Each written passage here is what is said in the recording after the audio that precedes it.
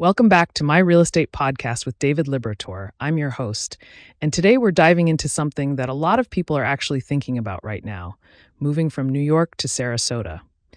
And honestly, David, I think people have this romanticized idea of what that move looks like, but the reality is way more nuanced, right? Yeah, absolutely. I mean, everyone sees the sunshine, the beaches, the palm trees, and they think it's going to be this amazing financial move. But when you actually sit down and do the math, there's so much more to consider than just the real estate prices. Okay, so let me ask you this. What are people typically surprised about when they actually look at the numbers? Like, what's the thing that catches them off guard? The biggest shock is usually the cost of living outside of housing. A lot of New Yorkers assume that because real estate is cheaper in Sarasota, everything else will be too. But insurance costs, especially homeowners and auto, can be significantly higher in Florida. Hurricane insurance alone can eat up a huge chunk of your savings. Then you've got property taxes, which people don't always factor in properly. Oh, wow. I didn't realize that about insurance. So you're saying that even though you might save money on your mortgage or your rent, you're actually spending more on protection? That's wild. Exactly. And it gets even more interesting when you consider the lifestyle costs. Sarasota has become really popular, so dining, entertainment, and activities aren't necessarily cheaper than New York. Plus, if you're still working remotely or doing business in New York, you might have travel expenses that add up quickly. That makes so much sense.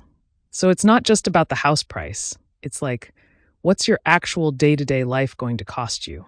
Have you seen people really regret the move, or is it usually worth it if they do their homework? The people who are happiest are the ones who went in with their eyes open. They did a real cost analysis, considered their lifestyle, thought about whether they could maintain their social connections and career opportunities.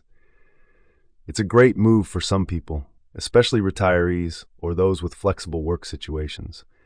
But it's not automatically cheaper, and it's definitely not right for everyone. Yeah, that's really smart. I think a lot of people just see a lower home price and think, that's it, I'm out of New York. But you're saying there's really a bigger picture to look at here. Right? You really need to look at your total cost of living, your income situation, your personal priorities. Are you moving for retirement? Are you moving to escape high taxes? Are you moving for a lifestyle change? Each situation is different, and the financial impact is going to be totally different depending on your circumstances. This has been really eye-opening, David. I think people are going to appreciate hearing the real story instead of just the highlight reel. Thanks so much for breaking this down for us. Thanks for having me. It's such an important conversation, especially right now when so many people are thinking about relocating.